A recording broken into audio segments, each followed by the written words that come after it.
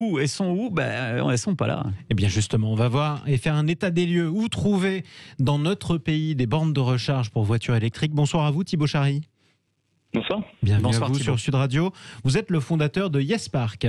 Alors, cher Thibaut, voilà le constat que j'ai dressé. Je pense que vous partagez un petit peu certainement le même, puisque vous arrivez avec des bornes de recharge supplémentaires. C'est que vous avez flairé le bon filon et que vous vous dites bien qu'il y a un gros problème. On a combien de bornes de recharge en France en accès public? Écoutez, je ne saurais pas vous donner le chiffre et le comble en fait, c'est que on travaille énormément à développer la recharge publique justement, mais on oublie que 80% de la recharge s'effectue au domicile De fait. et sur le lieu de travail. Ouais, de fait. Et on oublie que la plupart des habitants des grandes villes n'ont pas de parking dans leur sous-sol. Et voilà. Et donc ces gens-là, évidemment, ne peuvent pas charger leur véhicule puisque ils ne peuvent pas installer de bornes. Alors, vous avez entendu certains coups de gueule, notamment de maires de banlieues, de grandes villes, qui disaient, nous, on est embêtés parce que certains habitants ont acheté des véhicules électriques sans penser véritablement à comment ils allaient faire pour la brancher. Et on se retrouve avec des gaines électriques qui pendent dans les cages d'escalier, un petit peu comme à l'époque des paraboles, c'était dehors. Maintenant, c'est les recharges électriques dans la cage d'escalier. Alors, je vais vous le donner, ce chiffre. On a aujourd'hui, Jean-Marie, 25 000 bornes sur le territoire français de recharge électrique. On est 40 millions d'automobilistes à être incités via un bonus écologique à l'achat de véhicules électriques. Et combien d'automobilistes possèdent aujourd'hui? Combien y a-t-il de véhicules électriques pour particuliers en circulation à la louche? Alors, sur le parc, on n'aura pas de données très précises. On sait que, grosso modo, on peut compter sur 150 000 véhicules électriques mis en circulation par an. Sauf que, ne serait-ce que sur une année, 150 000 véhicules pour 25 000 bornes, dont seulement 10% de charge rapide qu'on trouve sur autoroute est très cher au prix de l'électricité, souvent au prix d'un litre de gasoil d'ailleurs. Eh bien, ça rend les choses complexes. Alors, je pense que vous arrivez sur ce créneau pour justement démocratiser un petit peu ces accès aux bornes. Comment vous vous y prenez? Pourquoi on a si peu de bornes? C'est si compliqué pour des entreprises de faire poser des bornes dehors? Eh bien, écoutez, pourquoi on a si peu de bornes? C'est une très bonne question. Selon moi, il y a une question de difficulté d'installation dans les immeubles. La plupart des immeubles sont en copropriété. Et donc il faut convaincre les différents copropriétaires. Il y a une question de coût aussi. Installer une borne, ça coûte cher dans un parking souterrain. Et les copropriétaires qui n'ont pas de véhicule électrique, eux, peuvent ne pas vouloir investir et supporter le coût de la borne pour leurs voisins, par exemple. L'éternel enfer des réunions de copropriété qui n'aura échappé à pas beaucoup de monde qui habite dans une grande ville. Mais du coup, il y a un paradoxe qu'on peut peut-être soulever avec vous, Thibaut Chary. Imaginons par exemple que je sois bordelais. Je travaille à Mérignac, pourquoi pas? C'est pas très loin. Là, on peut se dire, après tout, la voiture électrique, elle est tout à fait adaptée à mon besoin. Je prends cette voiture électrique pour faire Bordeaux-Mérignac, c'est pas très loin. L'autonomie suffit. Sauf que comme je suis bordelais, je suis dans une grande ville, j'ai un parking souterrain si j'ai de la chance et sinon j'en ai pas. Ça veut dire que là où j'ai besoin d'avoir une voiture électrique dans une grande ville, je peux pas la recharger. Alors que si par exemple je suis à la campagne ou ailleurs, j'aurais moins de mal. Ouais, c'est un comble complètement, alors qu'on sait que la plupart des utilisateurs aujourd'hui ou des propriétaires de véhicules électriques sont plutôt des urbains, et c'est là où on a le plus de mal à équiper les bornes. Alors il y a un vrai décalage. Vous avez une vraie mine d'or finalement devant vous, c'est l'autoroute de la rue Everlord, puisqu'en fait vous arrivez avec des solutions, vous faites poser des bornes électriques, notamment dans les grandes villes, et derrière, comment ça fonctionne pour qu'on explique à celui qui achète une voiture électrique ou qui songe à en acheter une peut-être, comment ça fonctionne? Parce que là pour l'instant ce qu'on lui dit, ce que je lui dis, c'est que c'est le désastre pour recharger. Donc maintenant on va essayer de rassurer un petit peu. Est-ce que ça s'étoffe un petit peu au niveau des bornes et combien ça va me coûter?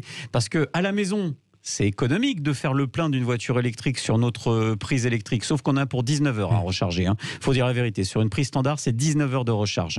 Donc quand on arrive sur une de vos bornes qui charge un petit peu plus rapidement, combien ça nous coûte? Mais effectivement, pas de panique. Il y a des solutions. YesPark en propose une.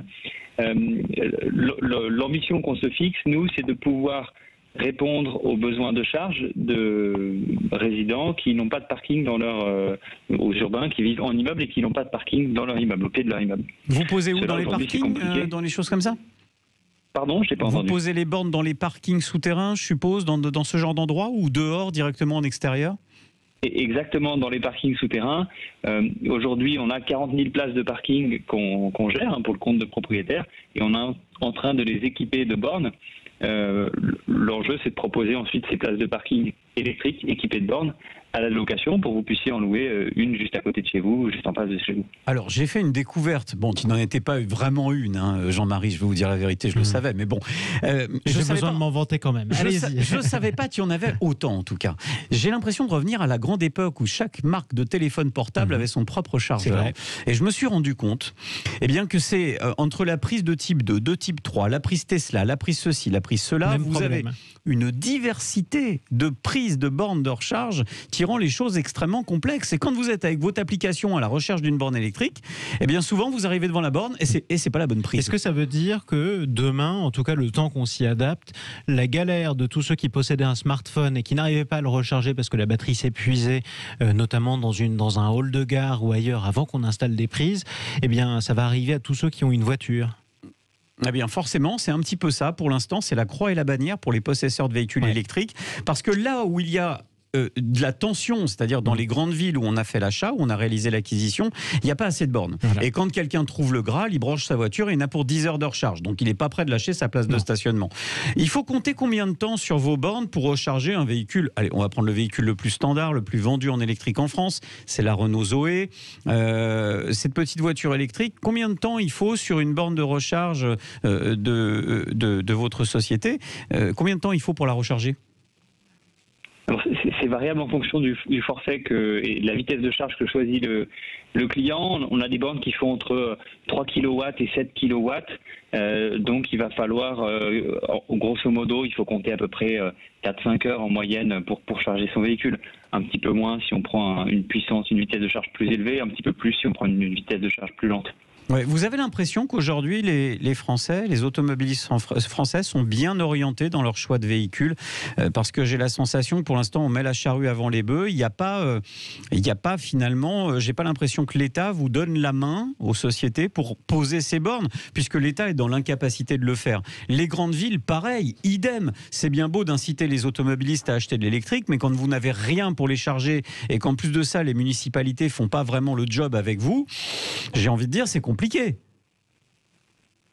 Oui, alors il ne faut pas avoir tout noir non plus. Il y a des dispositifs qui sont en place. Il y a la prime à devenir, par exemple, qui aide les propriétaires à installer des bornes. Pour autant, ce qu'on voit, c'est que la demande est vraiment très importante. On a besoin de bornes, clairement. Et moi, j'ai le sentiment que ces dispositifs sont un petit peu à la traîne, un petit peu sous-dimensionnés. À la fois sous-dimensionné en termes de rapidité de réponse, de rapidité de traitement vu le volume, et à la fois sous-dimensionné en termes on va dire de cahier des charges, c'est-à-dire que pour pouvoir prétendre à ces primes, il faut rentrer dans les cases qui sont prévues évidemment.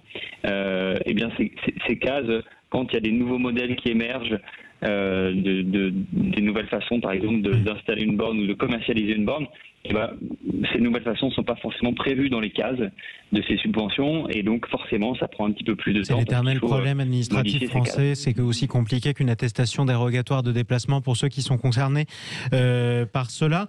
Est-ce que Thibaut Chary, vous sauriez nous dire quelles sont les villes, par exemple les grandes villes de ce pays qui sont les mieux pourvues, les mieux dotées en bornes électriques par exemple? Où est-ce que c'est plus facile et où est-ce que c'est plus difficile? C'est une excellente question. J'aimerais pouvoir vous répondre. Malheureusement, je n'ai pas l'information. C'est quasiment difficile partout, si on comprend bien. Oui, je pense. En fait, la difficulté, c'est que moi, je vais vous donner mon sentiment. Plutôt que de donner un bonus écologique absolument délirant à l'achat de véhicules électriques, alors que les gens qui en deviennent les heureux possesseurs, parce que c'est un véhicule très sympa à conduire, encore une fois, j'ai l'impression que les pauvres automobilistes qui ont investi là-dessus, et derrière, ils se retrouvent bien dans la panade. J'aurais préféré que l'État investisse sur les bornes de recharge. Parce que qu'est-ce qui se passe? Eh bien, les bornes de recharge, l'État, notamment, compte sur la restauration. Alors, en ce moment, c'est compliqué, mais sur les chaînes de restauration pour proposer les restaurants pour que les restaurants proposent des bornes électriques. À leurs frais, bien évidemment. Hein. Alors là, ça va devenir encore plus complexe. Bref, on attend que tout le secteur du privé fasse l'effort. Tous ceux chez qui on est censé s'arrêter en voiture pendant 1 heure. Sauf que ça pose un autre problème, Pierre.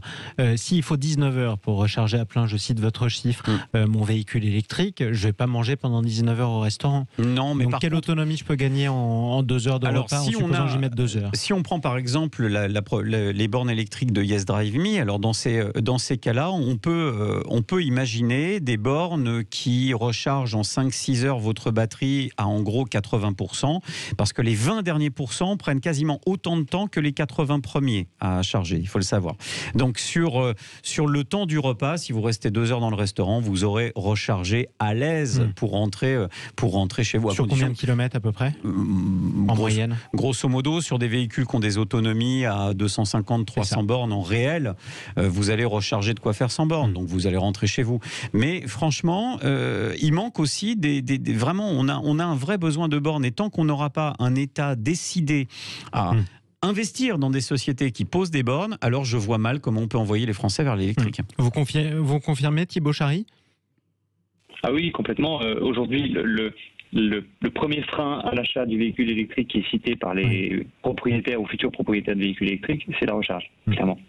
Est-ce que ça veut dire aussi acheter une voiture, mais vous ne pouvez pas faire le plein. Est-ce que ça veut dire aussi que malgré tout, ce secteur économique, puisque c'en est un, eh bien, il ne peut pas prendre son essor, en tout cas sans l'aide de l'État?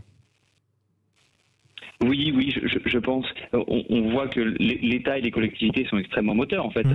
À la fois, l'État pousse fortement sur les constructeurs automobiles, clairement, et l'État pousse aussi fortement sur les bornes, avec, je vous rejoins, je pense, un petit décalage. Il faudrait qu'il appuie encore plus sur le levier borne. Ça coûte cher à poser une borne comme la vôtre ? Ça dépend beaucoup de la borne, beaucoup de la configuration, mais ça coûte quand même quelques milliers d'euros, ouais. Donc c'est un investissement donc relativement au lieu d'avoir versé 150 000 fois le bonus écologique, on aurait pu à l'aise mettre 150 000 bornes. Ouais. Et avec des impacts assez forts en termes d'émergence de la mobilité électrique. On continuera à surveiller en tout cas l'implantation de ces bornes électriques, justement pour voir si elles arrivent à suivre, ou du moins à rattraper l'acquisition par les Français, qui est assez encouragée, de véhicules électriques. Je vous remercie, Thibault Chary, d'être intervenu sur Sud Radio. Merci à vous d'être intervenu sur Sud Radio. Je rappelle, vous êtes le fondateur de Yes.